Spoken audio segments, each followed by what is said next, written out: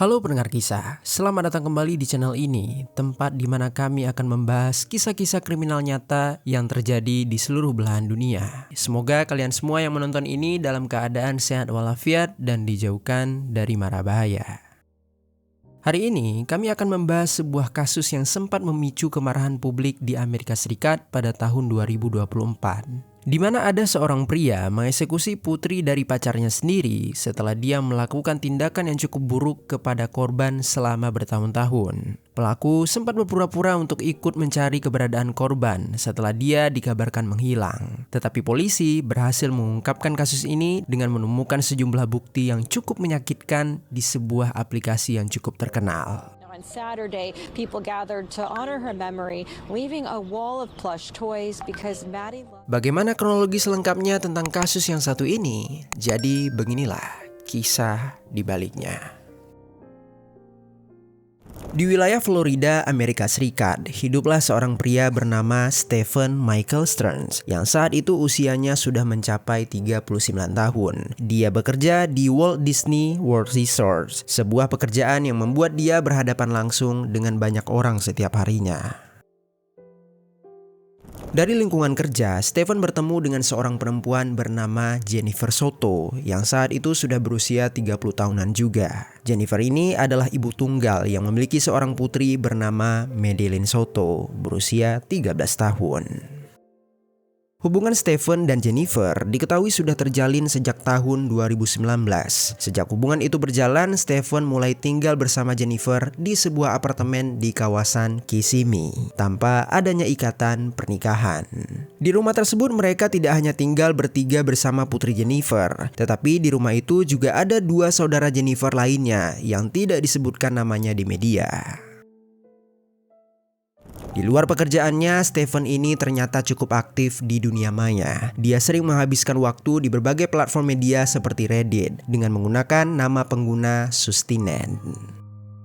Pada profilnya, Stephen ini menggambarkan dirinya sebagai pria berusia 36 tahun yang menyukai Tamagotchi.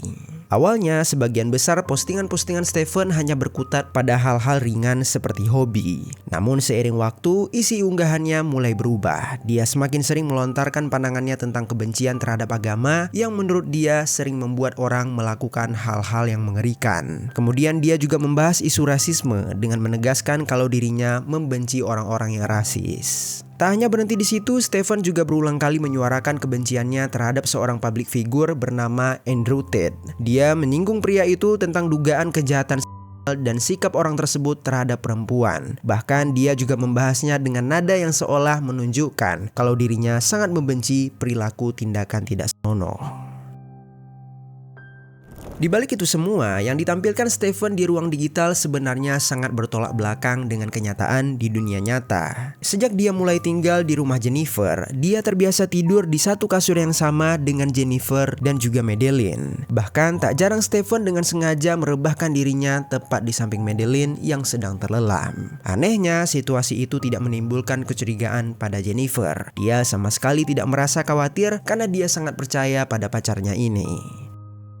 Di matanya, Stephen telah memperlakukan Madeline layaknya putri kandungnya sendiri. Dan kepercayaan itulah yang justru menutup mata Jennifer bertahun-tahun dari kenyataan yang sebenarnya. Faktanya, di balik itu semua, Stephen seringkali melakukan tindakan tidak senonoh terhadap Madeline. Stephen kerap kali mengambil gambar tanpa izin saat Madeline dalam kondisi tidak menggunakan apa-apa, dengan cara menyelipkan ponselnya di bawah pintu toilet. Perbuatan serupa juga sesekali Stephen lakukan terhadap saudara Jennifer lain yang juga tinggal di apartemen tersebut.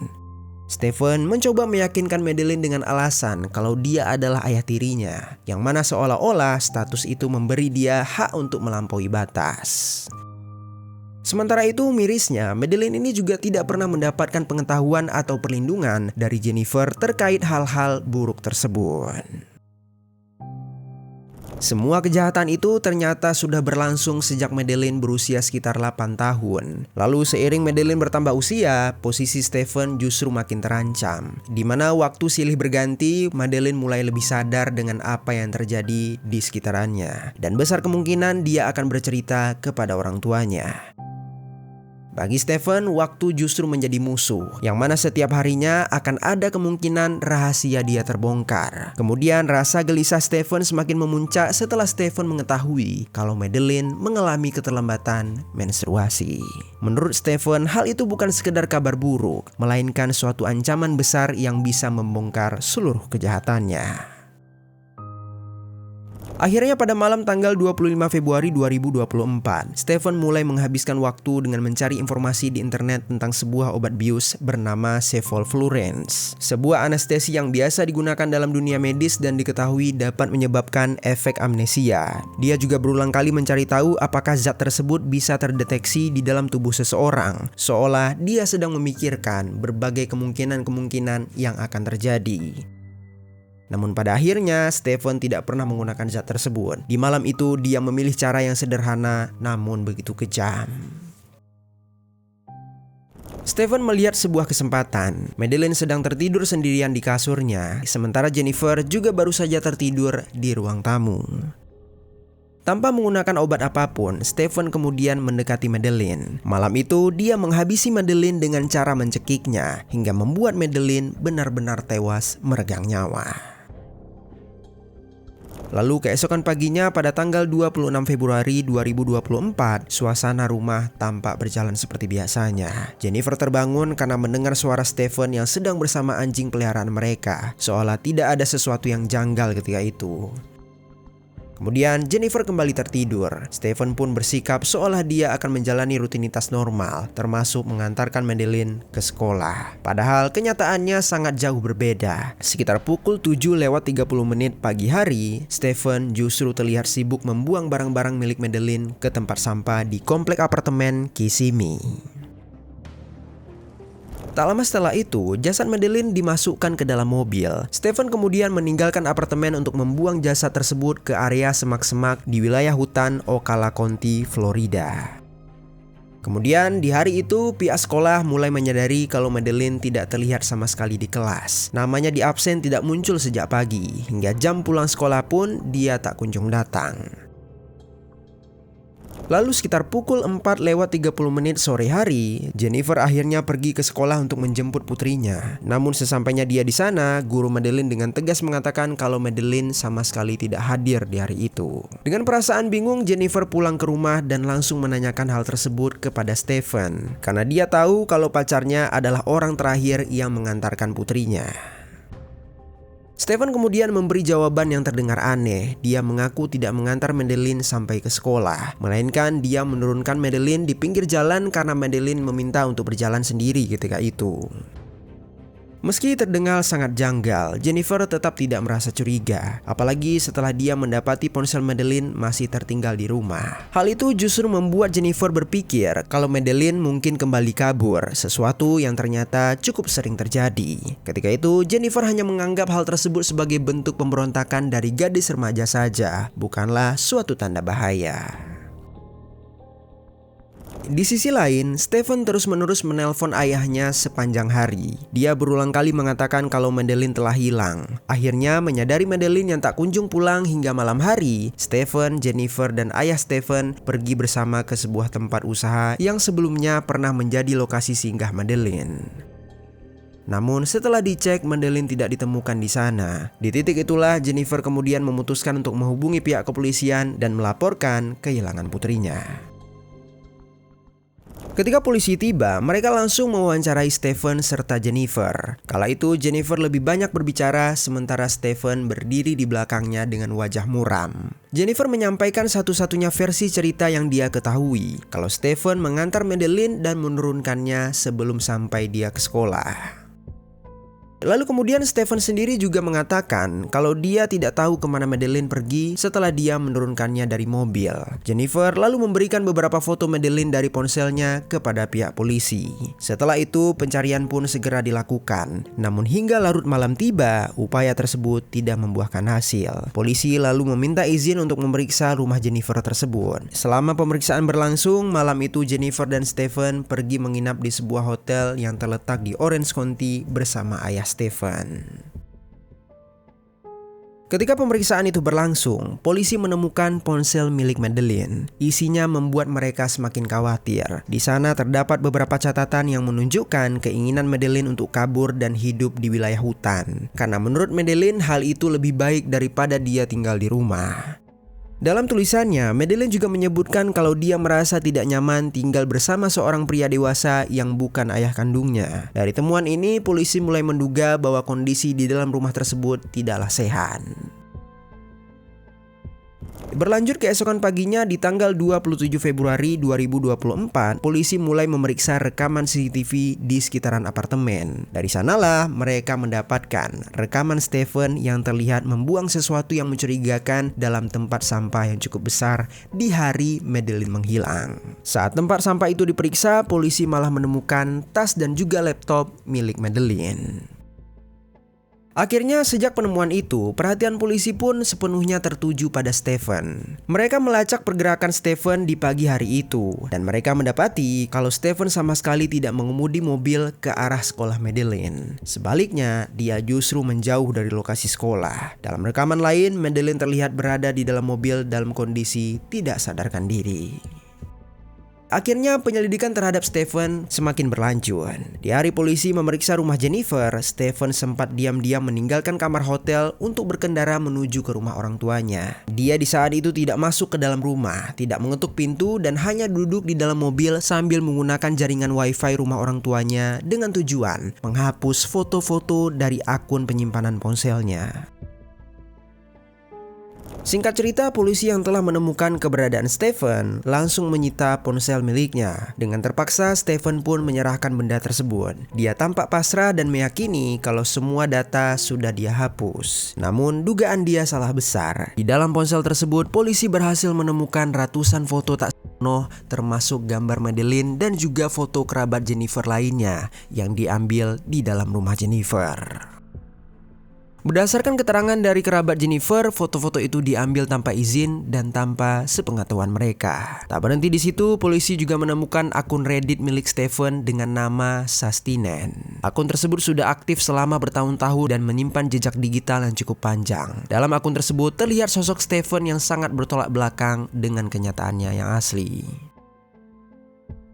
Dari cara dia menulis di akun Reddit tersebut, Stephen seolah dia ingin menampilkan dirinya sebagai seorang pria dewasa yang bermoral dan berpihak kepada korban tindakan tidak senonoh. Dia juga sering membahas perannya sebagai ayah tiri. Stephen menuliskan cerita tentang hadiah-hadiah yang dia belikan untuk Madeleine, tentang kebersamaan mereka, dan tentang bagaimana dia berusaha menjadi figur yang bertanggung jawab. Dari luar, citra yang dia tampilkan begitu rapi, seolah dia adalah sosok yang aman, peduli, dan bisa dipercaya. Namun semakin ditelusuri, gambar-gambar tersebut mulai terasa tidak utuh. Di sisi lain, dari aktivitas Stephen ternyata juga aktif di sebuah subreddit yang menampilkan perempuan bertubuh kecil yang secara usia sudah dewasa. Di dalam komunitas itu, nada komentarnya berubah. Dia meninggalkan pesan-pesan bernuansa manipulatif, memohon agar perempuan tersebut tidak mengubah bentuk tubuh mereka dan tetap mempertahankan penampilan itu sambil mengatakan kalau itulah yang sebenarnya disukai banyak pria. Pola yang sama juga terlihat dalam interaksinya dengan remaja. Stephen kerap terlibat di subreddit yang berfokus pada curahan hati dan permintaan nasihat dari para remaja. Di sana dia sering memposisikan diri sebagai pria dewasa yang bijak dan penuh empati. Banyak remaja, khususnya perempuan, meminta nasihat-nasihat kepadanya. Salah satu contohnya, seorang remaja perempuan yang pernah mengeluhkan tentang pacarnya. Stephen kemudian membalas dengan komentar kalau pacarnya tersebut sebagai sosok yang tidak peduli dan tidak layak untuk dipertahankan. Dia menyarankan agar gadis itu segera menjauh darinya. Selain itu, Stephen juga sering menjelek-jelekkan orang tua dari para remaja tersebut. Dia menyebutkan mereka sebagai orang tua yang buruk, tidak peduli, atau gagal melindungi anak mereka. Pola ini berulang yang mana Stephen memisahkan korban dari figur orang tua di hidup mereka, sambil menawarkan dirinya sebagai tempat aman untuk bersandar.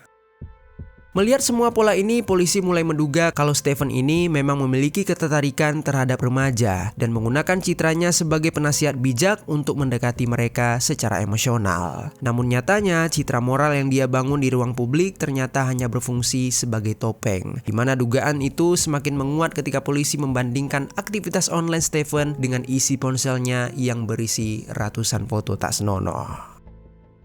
Stephen akhirnya dibawa ke kantor polisi untuk dimintai keterangan. Namun pernyataan yang dia berikan terus bertentangan dengan bukti-bukti yang ditemukan. Salah satunya dia mengklaim kalau Madeleine membawa tas sekolah saat diturunkan, padahal tas tersebut ditemukan di tempat sampah dan jelas terekam kalau Stephen sendiri yang membuangnya.